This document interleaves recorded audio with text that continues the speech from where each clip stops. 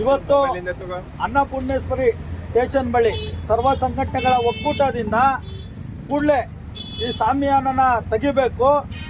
ಜನರು ಎಲ್ಲೋ ಒಂದು ಕಡೆ ಪೊಲೀಸ್ ಇಲಾಖೆ ಮೇಲೆ ನೆಗೆ ಪಾಟ್ಲಾಗ್ತಾ ಇದೆ.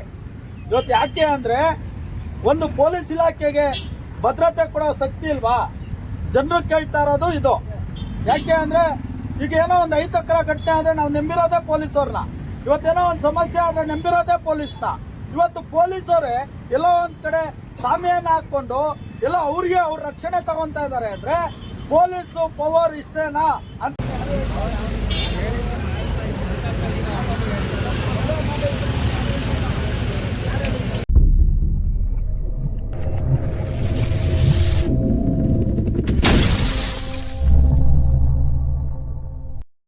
ನಮಸ್ಕಾರ, ಮುಖವಾಡ ಮೀಡಿಯಾಗೆ ಸ್ವಾಗತ. ನಾನು ವಿ.ಕೆ. ನಾಯ್ಡು. ಫ್ರೆಂಡ್ಸ್, ಪೊಲೀಸ್ ಬಗ್ಗೆ ಎಲ್ಲರಿಗೂ ಗೊತ್ತಿರೋವಂಥದ್ದೇ. ಪೊಲೀಸ್ ಪವರ್ ಅಂದರೆ ಏನಂತ ಎಲ್ಲರಿಗೂ ಗೊತ್ತಿರೋದೆ. ಪೊಲೀಸರು ನೋಡಿದ್ರೆ ಜನ ಭಯ ಬೀಳೋದನ್ನು ಸಹ ನೋಡಿದ್ದೀವಿ. ಆದರೆ ಈಗ ಫಸ್ಟ್ ಟೈಮ್ ಪೊಲೀಸರು ಜನನ ನೋಡಿ ಹೆದರ್ಕೊಂಡು ಸ್ಟೇಷನ್ಗೆ ಶಾಮಿಯಾನ ಹಾಕ್ಕೊಂಡಿದ್ದಾರೆ. ಇದನ್ನೆಲ್ಲ ನೋಡ್ತಾ ಇದ್ದರೆ ಯಾವ ರೀತಿ ನಗಬೇಕಂತಲೇ ಗೊತ್ತಾಗ್ತಾ ಇಲ್ಲ.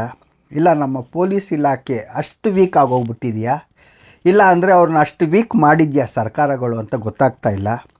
ಇದನ್ನೆಲ್ಲ ನೋಡಿ ಸರ್ವ ಸಂಘಟನೆ ಒಕ್ಕೂಟದ ಕಾರ್ಯಕರ್ತರು ಆ ಸ್ಟೇಷನ್ ಮುಂದೆ ಹೋಗಿ ಧರಣಿ ಮಾಡಿದ್ರು, ಹೋರಾಟ ಮಾಡಿದ್ರು. ಇದನ್ನೆಲ್ಲ ನೋಡ್ತಾ ಇದ್ದ ದರ್ಶನ್ ಅಭಿಮಾನಿಗಳು ಅವರ ಕಾರಿಗೆ ಮುತ್ತಿಗೆ ಹಾಕಿದ್ರು. ಇದೆಲ್ಲ ಏನು ನಡೀತು ಅಂತ ನೀವು ಈ ವಿಡಿಯೋಲಿ ನೋಡ್ಬೋದು. ದಯವಿಟ್ಟು ಈ ವಿಡಿಯೋನ ಕೊನೆ ತನಕ ನೋಡಿ. ಹಾಗೆ ಯೂಟ್ಯೂಬಲ್ಲಿ ಮುಖವಾಡ ಮೀಡಿಯಾಗೆ ಸಬ್ಸ್ಕ್ರೈಬ್ ಆಗಿ, ಇನ್ಸ್ಟಾಗ್ರಾಮ್ ಮತ್ತು ಫೇಸ್ಬುಕ್ಕಲ್ಲಿ ಫಾಲೋ ಮಾಡೋದನ್ನ ಮರಿಬೇಡಿ. ಲೈಕ್ ಮಾಡಿ ಮತ್ತು ನಿಮ್ಮ ಸ್ನೇಹಿತರಿಗೆ ಶೇರ್ ಮಾಡಿ ಅಂತ ಕೇಳ್ಕೊತಾ ಇದ್ದೀನಿ. ಆ ವಿಡಿಯೋನ ನೋಡೋಣ ಬನ್ನಿ. ಇವತ್ತು ಅನ್ನಪೂರ್ಣೇಶ್ವರಿ ಸ್ಟೇಷನ್ ಬಳಿ ಸರ್ವ ಸಂಘಟನೆಗಳ ಒಕ್ಕೂಟದಿಂದ ಕೂಡಲೇ ಈ ಶಾಮಿಯಾನನ ತೆಗಿಬೇಕು. ಜನರು ಎಲ್ಲೋ ಒಂದು ಕಡೆ ಪೊಲೀಸ್ ಇಲಾಖೆ ಮೇಲೆ ನೆಗೆ ಪಾಟ್ಲಾಗ್ತಾ ಇದೆ. ಇವತ್ತು ಯಾಕೆ ಅಂದರೆ ಒಂದು ಪೊಲೀಸ್ ಇಲಾಖೆಗೆ ಭದ್ರತೆ ಕೊಡೋ ಶಕ್ತಿ ಇಲ್ವಾ? ಜನರು ಕೇಳ್ತಾ ಇರೋದು ಇದು.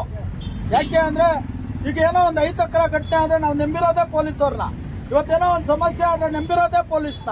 ಇವತ್ತು ಪೊಲೀಸರೇ ಎಲ್ಲೋ ಒಂದು ಕಡೆ ಶಾಮಿಯಾನ ಹಾಕ್ಕೊಂಡು ಎಲ್ಲೋ ಅವ್ರಿಗೆ ಅವ್ರ ರಕ್ಷಣೆ ತಗೊಂತಾ ಇದ್ದಾರೆ ಅಂದರೆ ಪೊಲೀಸು ಪವರ್ ಇಷ್ಟೇನಾ ಅಂತ ಹೇಳಿ ಎಲ್ಲ ಪ್ರಶ್ನೆ ಮಾಡ್ತಾವ್ರೆ. ಅದರಿಂದ ನಾವು ಸರ್ವ ಸಂಘಟನೆಗಳ ಒಕ್ಕೂಟದಿಂದ ಆಗ್ರಹ ಮಾಡ್ತಾ ಇದ್ದೇವೆ. ಕೂಡಲೇ ಶಾಮಿಯಾನ ತೆಗಿರಿ, ನಿಮ್ಮ ಪವರ್ನ ತೋರಿಸಿ, ನೀವು ನಗೆ ಪಾಟ್ಲಿಗೆ ಗಿಡ ಹಾಕ್ಬೇಡಿ. ಯಾಕೆ ಅಂದ್ರೆ ನಿಮ್ಮನ್ನ ನಿಭಾಯಿಸೋ ಶಕ್ತಿ ಇದೆ. ಇವತ್ತು ನಿಭಾಯಿಸೋ ಶಕ್ತಿ ಇರೋದ್ರಿಂದಾನೇ ದರ್ಶನ್ ಅವ್ರನ್ನ ಕರ್ಕೊಂಡ್ಬಂದು ತಾವು ಶಿಕ್ಷೆಗೆ ಒಳಪಡಿಸ್ತಾ ಇದ್ದೀರಿ. ಆದ್ರಿಂದ ಕೂಡಲೇ ಜನರಿಗೆ ಒಂದ್ ಶಕ್ತಿ ಬರಬೇಕು, ಮನವರಿಕೆ ಆಗ್ಬೇಕು, ಜನರ ಪರವಾಗಿ ನೀವು ನಿಲ್ಬೇಕು, ನೀವು ನಗೆ ಪಾಟ್ಲಿಗೆ ಗಿಡ ಹಾಕ್ಬಾರ್ದು ಅಂತ ಹೇಳಿ ನಾವು ಒತ್ತಡ ಮಾಡಿದ್ದೀವಿ, ಆಗ್ರಹ ಮಾಡಿದ್ದೀವಿ. ಕಮಿಷನರ್ ಸಾಹೇಬ್ರು ಬರ್ತಾರೆ, ಕೂಡಲೇ ಅದ್ರ ಬಗ್ಗೆ ತೀರ್ಮಾನ ತಗೊಂತಾರೆ. ಇವತ್ತು ಸಂಜೆ ಒಳಗಡೆ ಅಂತ ಏನು ಹೇಳಿದ್ದಾರೆ.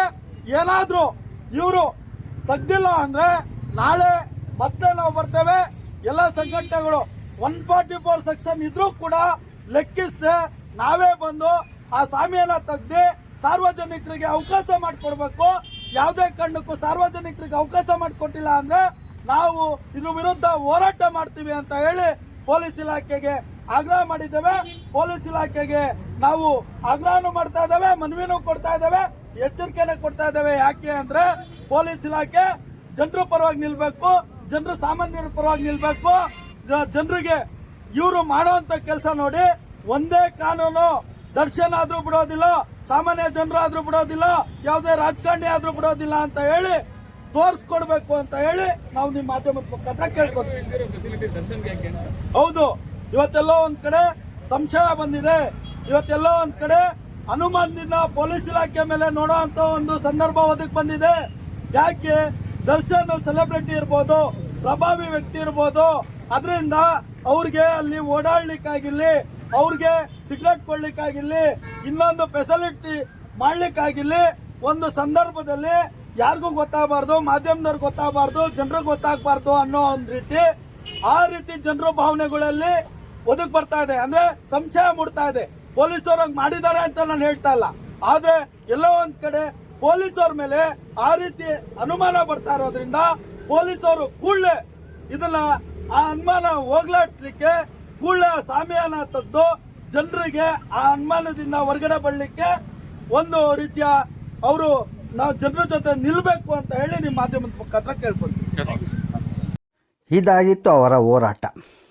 ಇದಾದ ಮೇಲೆ ಇದನ್ನೆಲ್ಲ ನೋಡ್ತಾ ಇದ್ದ ದರ್ಶನ್ ಅಭಿಮಾನಿಗಳು ಯಾವ ರೀತಿ ಅವರ ಕಾಲಿಗೆ ಮುತ್ತಿಗೆ ಹಾಕಿದ್ರು ಬನ್ನಿ ಅದನ್ನು ಸಹ ನೋಡೋಣ.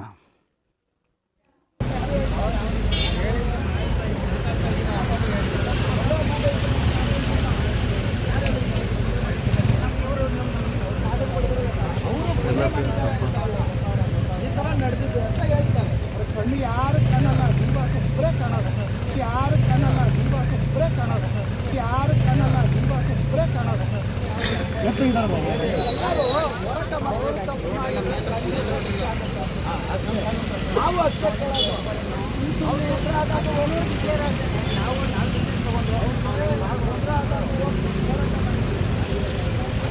ಅವ್ರ ಪರವಾಗಿ ನಿಂತು ರಾಜರಾಜೇಶ್ವರಿ ಗೇಟಲ್ಲಿ ನಾವು ನಿಂತು ಹೋರಾಟ ಮಾಡಿದ್ದೀವಿ. ಯಾಕೆ ದರ್ಶನ್ ಅವರು ಕಲ್ಲೋಡಿದ್ರು ಮನೆಗೆ ಅಂತ.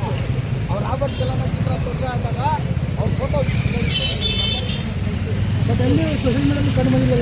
ನೋಡಿಲ್ಲ ಅಷ್ಟೇ. ಬಂದಿಲ್ಲ ಸರ್ ಚಿತ್ರ ಅವರು ವಾಣಿಜ್ಯ ಮಂಡಳಿ ಹತ್ರ ಬಂದಾಗ ದರ್ಶನ್ ಸರ್ ಮನೆಗೆ ಕಲ್ಲು ಹೋಗಿದಾಗ ಯಾರು ಕಂಡು ಬಂದಿಲ್ವಲ್ಲ. ನಾವೇ ರಾಜರಾಜೇಶ್ವರಿಲಿ ಅವರು ಸ್ನೇಹಿತರು ಎಲ್ಲರೂ ಸರ್ ಪ್ರತಿಯೊಂದು ವಿಡಿಯೋಗಳು ಸೋಷಿಯಲ್ ಮೀಡಿಯಾದಲ್ಲಿ ಬಂದಿದ್ದಾವೆ.